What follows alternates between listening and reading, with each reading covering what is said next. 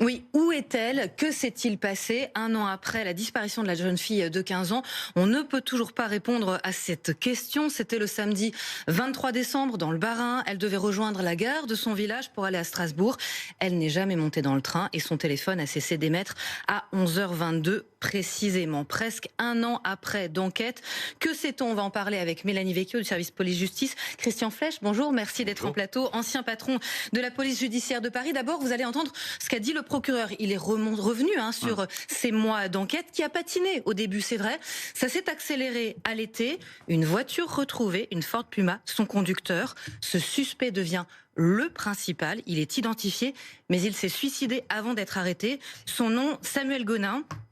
Tout montre son implication, dit le procureur. L'ADN de Lina est retrouvé en différents endroits, sur les sièges arrière, au niveau de la ceinture de sécurité de la place arrière centrale, et également sur la partie rouge du système de retenue de la boucle de la ceinture passager arrière droit. Il est retrouvé dans la boîte à gants le sac à main de Lina, contenant diverses affaires. On retrouve également dans le coffre de la voiture 2 cordes. Sur l'une de ces cordes, on retrouve l'ADN de Lina et également l'ADN de Samuel Gonin, ce qui tente à démontrer qu'à un moment ou à un autre, Lina a été ligotée. Tous ces éléments que je viens d'énumérer tentent à démontrer l'implication de Samuel Gonin dans la disparition de Lina. Voilà des preuves, des éléments accablants, Mélanie, mais plus de suspects. Plus de suspect parce que ce suspect, il s'est suicidé le 10 juillet dernier sans même avoir pu être interrogé par les enquêteurs de la section de recherche de Strasbourg. Qui étaient sur sa trace, hein. Ils étaient sur sa trace via cet élément clé dont on parle depuis cet été, c'est cette voiture, cette fameuse Ford Puma qui a été saisie le 6 janvier dernier de manière totalement fortuite parce que Samuel Gonin, il a été arrêté dans une autre affaire, une toute autre affaire.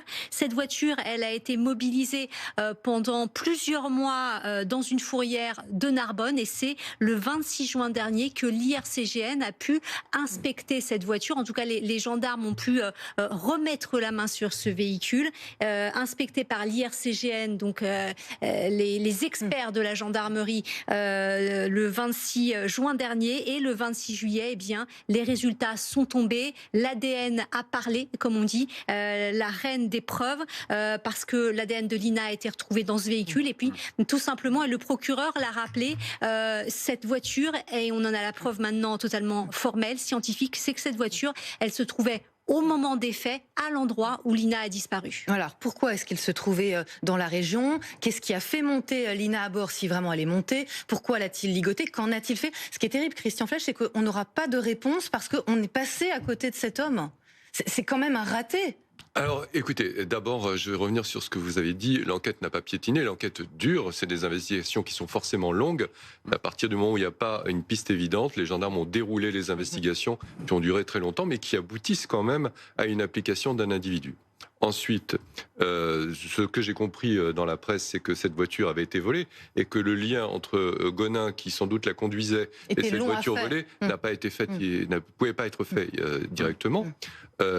Ensuite, on ne peut pas exclure qu'il y ait d'autres personnes. Je remarque que vous dites que l'ADN a été retrouvé, enfin le procureur dit que l'ADN a été retrouvé sur les sièges arrière. Donc, pourquoi sur les sièges arrière? Pourquoi pas dans le coffre, par exemple? Il y a plusieurs explications possibles. Soit, effectivement, il pouvait y avoir quelqu'un, une tierce personne, auquel cas ça pourrait en partie expliquer. On sait aussi que cette voiture, elle servait un peu de maison à Samuel Gonin. Oui, on a retrouvé, retrouvé pas mal de choses à l'intérieur. Peut-être il a tout fait pour passer sous les radars, en fait. Exactement, juste fin 2023. Fin 2023. Et en fait, peut-être que dans cette voiture, à l'endroit où se trouvait la place passager, il y avait tout simplement des choses, des affaires appartenant à Samuel Gonin, et peut-être lui a-t-il demandé ou lui a-t-il proposé de s'asseoir à l'arrière de la voiture. Ça, c'est aussi une des possibilités. Oui. Et vous disiez, l'enquête est longue, il y a encore des moyens importants qui demeurent, c'est ce que vient de dire le procureur, qui sont toujours mobilisés.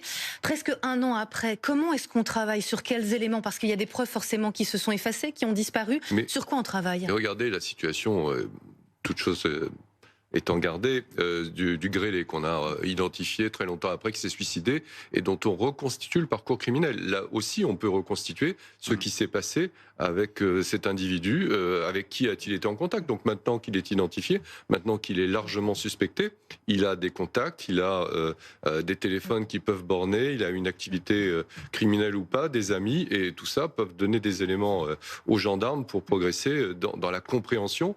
Si une jeune femme monte dans une voiture de quelqu'un qu'elle ne connaît pas, sauf à établir qu'il se connaissait auparavant, pourquoi monterait-elle à l'arrière volontairement Et ensuite, l'ADN est trouvé sur la partie centrale aussi, c'est assez curieux. Et puis, il y a des cordes. Donc, on peut imaginer qu'elle a été ficelée. Est-ce qu'elle a été ficelée et mise sur le coffre arrière, sur les plages arrière, pardon, les places arrière alors que c'est quand même dangereux. Au premier contrôle de gendarmerie, on voit un corps ficelé à l'arrière, c'est plus facile de le mettre dans le coffre. Il y a plein de questions. Voilà, il y a plein de questions. La piste d'éventuels complices, pour vous, c'est ça peut-être qui pourrait permettre d'avoir des réponses. En tout cas, je pense qu'il faut absolument exclure aussi cette piste-là. Et pour ça, il faut continuer à travailler sur les éléments actuels dont disposent les gendarmes. Il reste des éléments qui n'ont pas été exploités, Mélanie, à cette heure? En tout cas, il y a plusieurs éléments qui restent sans réponse. Déjà, pourquoi est-ce que Samuel Gonin se trouvait à Plaine ce jour-là?